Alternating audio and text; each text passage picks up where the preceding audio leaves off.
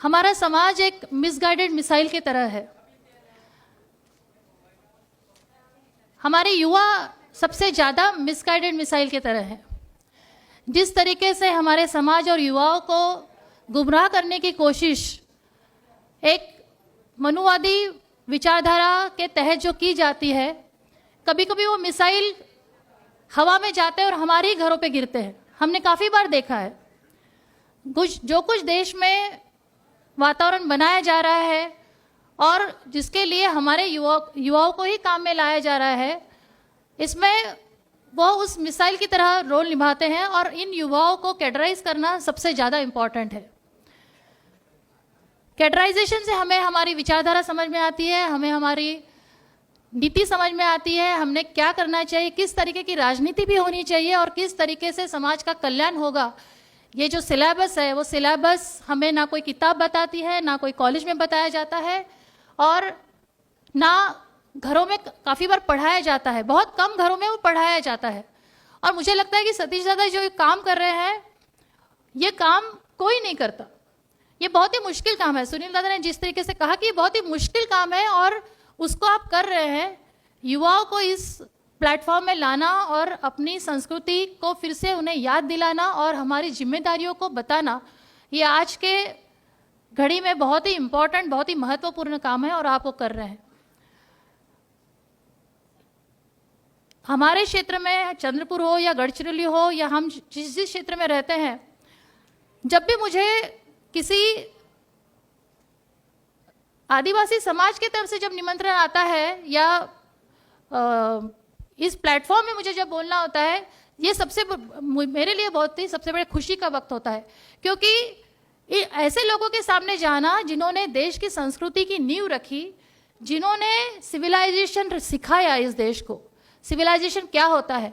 और सिविलाइजेशन के अगर पैमाने आप देखें तो इस समाज में आज भी लिंग भेद नहीं है, आज भी भ्रूण हत्या नहीं है, आज भी लड़की और लड़के में भेद नहीं है, अधिकारों में भेद नहीं है और आज भी कोई लड़की दहेज के लिए जलाई नहीं जाती है और आज भी वो मातृसत्ताक व्यवस्था प्रस्तावित करने के लिए आप उतने ही काम करते हैं।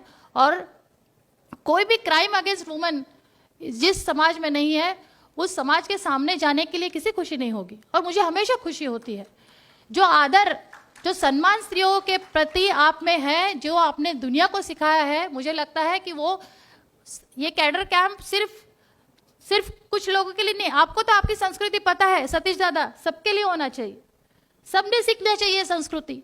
अगर ये संस्कृति सीखेंगे तो मुझे नहीं लगता कोई पुलिस की जरूरत पड़ेगी देश में या कोई क्राइम होगा देश में।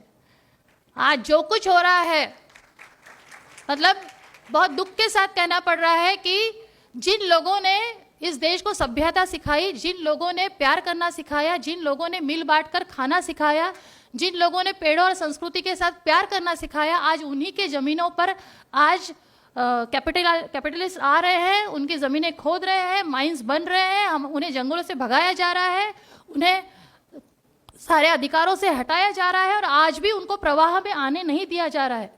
जबकि 5वीं और 6वीं अनुसूची हमारे देश में लागू है और सब अधिकार लागू है। हमारे क्षेत्र में पैसा कानून लागू है और ये वन हक कायदा कानून लागू है। इसके बावजूद भी जिस तरीके से हमारे क्षेत्र में आदिवासी प्रताड़ित हो रहे हैं, और हमारे क्षेत्र में नहीं, भारत की कहानी यही है। हसदेव के जंगल बचाने की बात आ रही है, उधर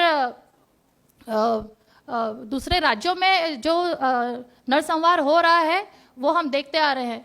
और मुझे लगता है कि सभी को कैडराइज करने की ज़रूरत है, सभी को प्यार सिखाने की ज़रूरत है, सभी को वह सब हमारी संस्कृति सिखाने की ज़रूरत है। और यह काम बहुत ही ये काम बढ़ना चाहिए। ये शुभकामनाएं मैं आपको देना ही चाहती हूँ, पर इसके लिए अगर हम कुछ कर सके दादा, तो हम भी आपके साथ हैं, उतने ही तन मन धन से हम आपके साथ में हैं। और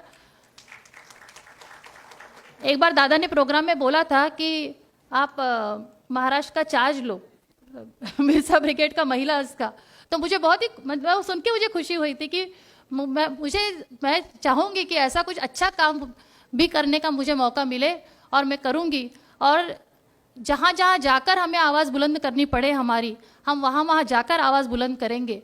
और हमारे क्षेत्र में वन हक की लड़ाई बहुत ज़्यादा गंभीर है। हमारे यहाँ मतलब हमारे वन मंत्री भी हमारे हैं, और वन भी हमारे हैं, पर हम देखते हैं कि उनको जब चाहे अपने कानूनों का उपयोग करते हैं। हमारे क्षेत्र में जो आदिवासी रहते हैं उनके खेतों में बुलडोजर चलाए गए, उनके खेत एक दिन में साफ किए गए, ये कहकर कि हमें वनों की रक्षा करनी है। ऐसा क्यों दिखता है हमें दुनिया में कि जहां आदिवासी है वहीं वन है? क्यों दिखता है? वो फिर ब्राजील हो या फिर कोई अन्य देश हो या भारत हो, जहां आदिवासी है वहीं वन्य है। इसका मतलब क्या होता है? वनों को बचाने का काम, उसका संवर्धन करने का काम और बढ़ाने का काम किसने किया? और आज उन्हीं आदिवासी को भगाया जाता है, उन्हीं के खेतों खलिहानों में बुलडोजर चलाए जाते हैं कि हमें वनों की रक्षा करना इस नाम पर। और जब हमारे यहाँ बहुत बड़ा जंगल सिर्फ बॉटनिकल गार्डन के नाम पर काटा गया, 400 एकड़ का जंगल, जहाँ वन संपत्ति थी जो मुफ्त में बढ़ती थी और लोगों को छांव और ऑक्सीजन और जानवरों को चारा और हाँ सब कुछ देती थी, बायोडाइवर्सिटी थी, पर उसी को सिर्फ एक खूबसूरत गार्डन बनाने के नाम पर उसको तोड़ा गया। जब लोग खेती करते हैं तो वन उनको जंगल याद आते हैं, और जब उनको बॉटनिकल गार्डन बनाना होता है तो वो एक दिन में वो जंगल तोड़ देते हैं। एक कॉलेज बनाना होता है तो 100 एकड़ का जंगल अभी काट रहे हैं। मतलब ये सब चीज़ें हैं इसमें। यानी जब चाहे कुछ कायदे का उपयोग कीजिए। हमें एडवोकेट करीम सर जैसे लोगों की बहुत ज़्यादा ज़रूरत है। और मैं हमेशा कहती हूँ, मैं जब भी हॉस्टल्स में जाती हूँ, हमारे बच्चों के हॉस्टल्स में जाती हूँ, मैं उन्हें को यही कहती हूँ कि आप सिर्फ स्टूडेंट नहीं हैं, आप इस समाज के असेट हैं। एक एक विद्यार्थी ने डॉक्टर होना है, इंजीनियर होना है, वकील होना है, और इस समाज की लड़ाई लड़नी है। और इन बच्चों के तरफ सभी ने ध्यान दिया। सिर्फ उनको डीबीटी मिल जाती है, वो हॉस्टल में पढ़ने चले जाते हैं, इसका मतलब यही नहीं है कि हमारी जिम्मेदारी खत्म हो गई। जब भी हमारे बच्चे पढ़ते हैं वहाँ हॉस्टल में, आप कृपया जाके देखिए वो क्या कर रहे हैं, पढ़ रहे हैं कि नहीं पढ़ रहे हैं, उनके क्या प्रॉब्लम्स है, उन्हें कोई डिस्क्रिमिनेशन फेस करना पड़ता है या कोई तकलीफें हो रही हैं। जो भी हमारा पढ़ा लिखा वर्ग है, आप जाके वहाँ मिलिए उनसे, आप मिलते ही होंगे, मुझे उम्मीद है और मुझे विश्वास है। पर तो भी देखिए, एक एक बच्चा हमारा तैयार होना चाहिए, हीरे जैसा तैयार होना चाहिए, सतीश दादा जैसा तैयार होना चाहिए, और वो समाज की लड़ाई लड़ना चाहिए। बाबा साहब कहते थे जिस समाज में 10 डॉक्टर, 20 इंजीनियर, 30 वकील, और लिस्ट बहुत बड़ी है, प्रोफेसर और सारे कर्मचारी, हमारे बीडीओ मैडम इधर हैं, हमारे सारे अधिकारी इधर हैं, उन जो समाज में होंगे उस समाज की तरफ कोई आंख उठाकर देख नहीं सकता। मुझे लगता समाज से ये हीरे पैदा होंगे। और सतीश दादा, आप उन्हें कैडराइज कीजिए। एक एकेडमिक एजुकेशन मिलता ही है स्कूलों में, पर आप उनको एक सोशो पॉलिटिकल एजुकेशन दीजिए ताकि और वो धारदार हो और अपनी समाज की लड़ाई लड़ने के लिए और ताकतवर